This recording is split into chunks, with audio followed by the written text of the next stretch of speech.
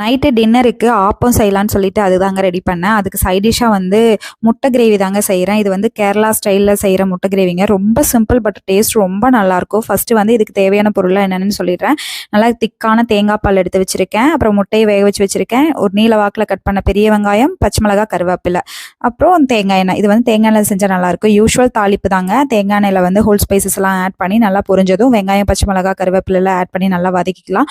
கூட 2 தக்காளியும் ஆட் பண்ணி கொஞ்சமா உப்பு போட்டு நல்லா தக்காளி மசிகிற அளவுக்கு நல்லா வேக வச்சுக்கலாம். அது கூடவே இஞ்சி பூண்டு பேஸ்ட்டும் ஆட் பண்ணி வதக்கிட்டு, இப்போ 2 டேபிள் ஸ்பூன் அளவுக்கு வந்து கொத்தமல்லி தூள் மட்டும் ஆட் பண்ணிக்கலாம். ஆட் பண்ணி வதக்கிட்டு நல்லா திக்காக எடுத்து வச்சிருக்க தேங்காய் பால் ஆட் பண்ணிக்கலாம். கொஞ்சமாக வேணும்னா தண்ணி விட்டுக்கலாங்க.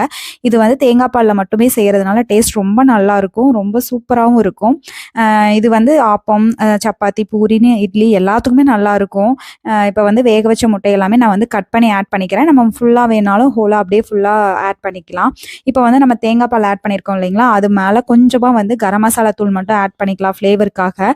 தேங்காய் பால் வந்து கொதிக்கக்கூடாதுங்க. ஏன்னா நுரக்கட்டி வரும்போதே நம்ம வந்து முட்டையை ஆட் பண்ணிடணும். கொதிச்சுட்டா வந்து பிரித்துரும்.